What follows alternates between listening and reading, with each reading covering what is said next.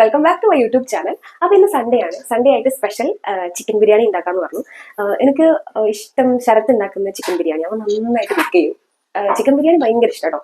അപ്പോൾ കുറേ പറയണം, വല്ലപ്പോഴേ ആ ഒരു കുക്കിംഗ് ഇതിങ്ങനെ വരും. അപ്പോൾ ഇന്ന് ഞാൻ കുറേ നിർബന്ധിച്ചു. ഒന്നാമത് ഇന്ന് വയ്യ, പനിയുണ്ട്. അപ്പോൾ ഞാൻ പറഞ്ഞു നമുക്ക് ബിരിയാണി ഉണ്ടാക്കാമെന്ന് പറഞ്ഞപ്പോൾ ഓക്കെ എന്ന് പറഞ്ഞിട്ടുണ്ട്. അപ്പോൾ ഇന്നൊരു കുക്കിംഗ് ബ്ലോഗ്. ഇതിപ്പോ എന്റേതായ സ്റ്റൈലിൽ ഞാനൊരു ചിക്കൻ ബിരിയാണി ഉണ്ടാക്കാൻ പോവാണ്. ഇത് ഏകദേശം 1 കിലോ ചിക്കനാണ് ഇപ്പൊ നമ്മൾ എടുത്തിട്ടുള്ളത്. ഇത് വെച്ച് ഒരു സ്പെഷ്യൽ ചിക്കൻ ബിരിയാണി ആക്കുന്നത് എങ്ങനെയാണെന്ന് ഞാൻ കാണിച്ചു തരാം.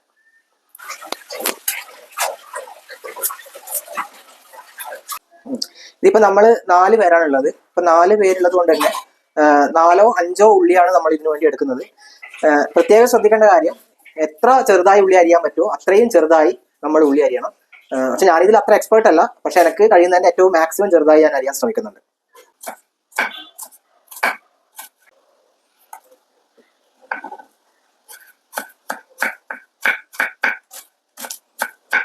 ഇപ്പൊ ഉള്ളി ഇതാ വളരെ നൈസായിട്ട് അരിഞ്ഞെടുത്തിട്ടുണ്ട്. എനിക്ക് പറ്റുന്നതിന്റെ മാക്സിമം നൈസായിട്ട് ഞാൻ അരിഞ്ഞെടുത്തിട്ടുണ്ട്. ഇനി ഇത് നന്നായി വാട്ടിയെടുക്കണം. ഏത് കൺസിസ്റ്റൻസിയിലാണ് വാട്ടേണ്ടതെന്നുള്ളത് ഞാൻ കാണിച്ചു തരാം. അതിന് മുന്നേ നമുക്ക് ചിക്കൻ ഒന്ന് മാരിനേറ്റ് ചെയ്ത് നോക്കണം. ഓക്കെ, ഇനി ഒരു ഫോർക്ക് വെച്ച് ചിക്കൻ ഒന്ന് നന്നായിട്ട് ഒന്നിങ്ങനെ പ്രസ് ചെയ്ത് കൊടുക്കുക.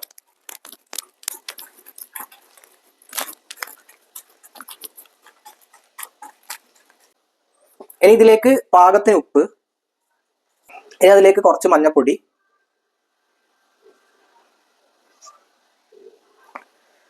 ഇനി അതിലേക്ക് കുറച്ച് മുളക് പൊടി, ആവശ്യത്തിന് മുളക് പൊടി. ഇതൊന്ന് മിക്സ് ചെയ്യാം.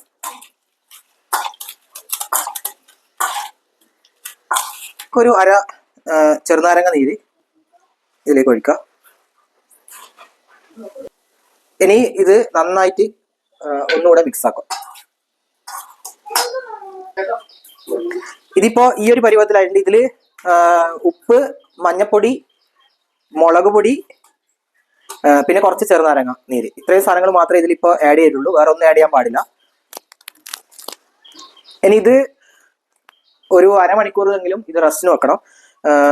അതിന് മുന്നേ ഒരു സാധനം കൂടി ഇതിൽ ആഡ് ചെയ്യാനുണ്ട്. അതെന്താണെന്ന് ഞാൻ പറയാം. ഇനി ഇതിലാണ് നമ്മൾ ഉള്ളി വാട്ടാൻ പോകുന്നത്.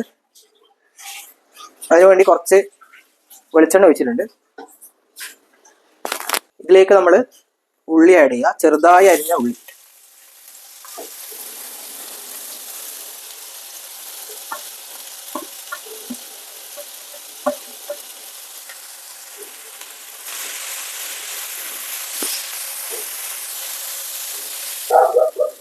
ഉള്ളി ഇപ്പോൾ ഈ ഒരു പരുവത്തിലാകുന്ന സമയത്ത് ഇതിപ്പോൾ നന്നായി വാടി വന്നിട്ടുണ്ട്, നന്നായി വഴറ്റിയിട്ടുണ്ട്.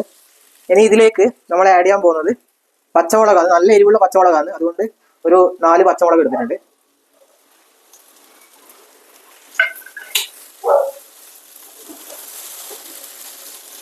ഇനി അതിലേക്ക് നമ്മൾ ആഡ് ചെയ്യാൻ പോകുന്നത് ഇഞ്ചി വെളുത്തുള്ളി പേസ്റ്റ് ആണ്. ഇനി ഇതിൽ വളരെ കുറച്ച് മഞ്ഞൾപ്പൊടി ചേർക്കുക.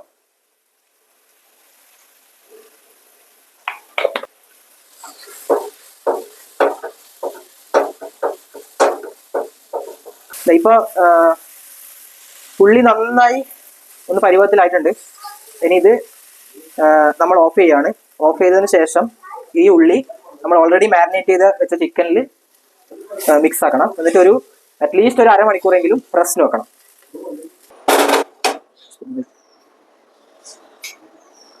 ഇനി ഇത് നന്നായി മിക്സ് ആക്കുക ചിക്കനിൽ.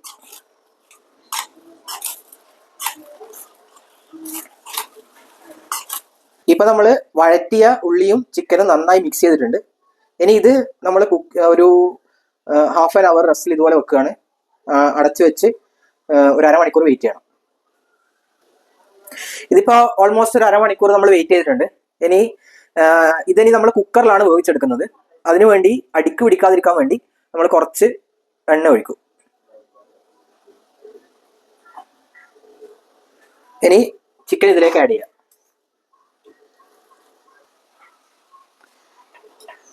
ഇതിന് നമ്മൾ അടച്ചു വെച്ച് വേവിക്കാൻ പോവാണ്.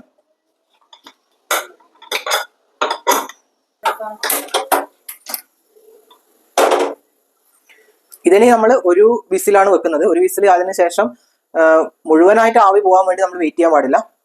കുറച്ച് സമയം നമ്മൾ വെയിറ്റ് ചെയ്യണം. അതിനുശേഷം നമ്മൾ തുറക്കണം, അല്ലെങ്കിൽ ചിക്കൻ നന്നായി വെന്ത് പോകും. നമ്മൾ തുറക്കുവാണ്. ഇനി ഇത് മൊത്തം ഇതിലേക്ക് മാറ്റുവാണ്.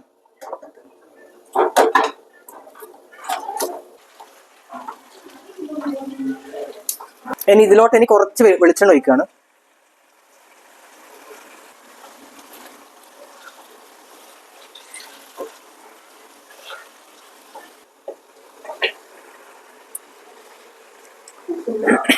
ഇതിപ്പോ നമ്മൾ 4 ഗ്ലാസ് അരിയാണ് എടുത്തിട്ടുള്ളത്. അപ്പൊ 4 ഗ്ലാസ് അരിക്ക് നമ്മൾ 8 ഗ്ലാസ് വെള്ളമാണ് തിളപ്പിക്കാൻ വെച്ചിട്ടുള്ളത്. ദോശയിലിട്ട് നമുക്കറിയില്ല. ഇതിലിപ്പോ ബിരിയാണി മസാല എല്ലാം ആഡ് ചെയ്തിട്ടുണ്ട്. ഇനി ഇതിലേക്ക് ഒരു ഹാഫ് ചെറുനാരങ്ങ നീര്,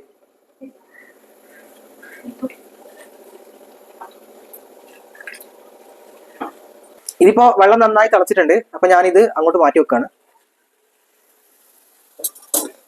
ഇനി ഇത് കുക്കർ വെച്ചു. ഇനി കുക്കറിലേക്ക് നമ്മൾ നെയ്യ് ഒഴിക്കണം. അപ്പൊ കുക്കർ നന്നായി ചൂടായിട്ടുണ്ട്. ഇനി നമ്മൾ ഇതിലേക്ക് നെയ്യ് ഒഴിക്കാൻ പോവാണ്. ഇനി അരി ഇതിലേക്ക് ഇടാം.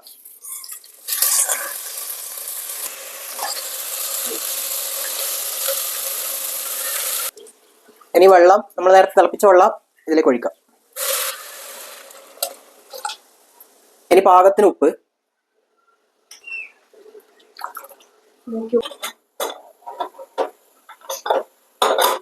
അപ്പൊ ഇത് ഒരു വിസില് വരുന്നവരെയാണ് നമ്മൾ വെക്കേണ്ടത്. അതിനുശേഷം കുക്കർ ഓഫ് ആക്കിയതിനു ശേഷം നമ്മൾ ആവി പോകാൻ കംപ്ലീറ്റ് ആയിട്ട് പോകാൻ വെക്കാൻ പാടില്ല. കംപ്ലീറ്റ് ആയിട്ട് പോകാൻ വെച്ച് കഴിഞ്ഞാൽ ചോറ് അധികം വെന്ത് പോകും. അതുകൊണ്ട് ഒരു കുറച്ച് സമയം കഴിഞ്ഞതിന് ശേഷം അത് നമ്മൾ എടുക്കണം. ഇനി ഇതിലേക്ക് നമ്മൾ മല്ലിച്ചപ്പും പുതിനയാണ് ആഡ് ചെയ്യുന്നത്.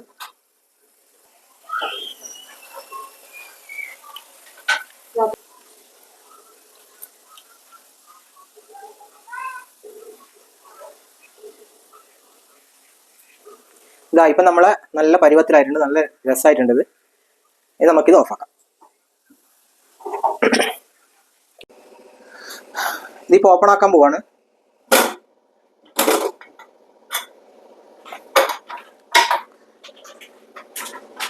റൈസ് ഇപ്പൊ റെഡി ആയിട്ടുണ്ട്. ഇനി ഇതിലേക്ക് നമ്മൾ അണ്ടിപ്പരിപ്പ്, മുന്തിരി, ഇത് വാട്ടിയെടുത്തത് നമ്മളെ ഉള്ളി, ഇതെല്ലാം കൂടി മിക്സ് ആക്കാം. പിന്നെ ഇതിലേക്ക് കുറച്ച് മല്ലിച്ചപ്പ്,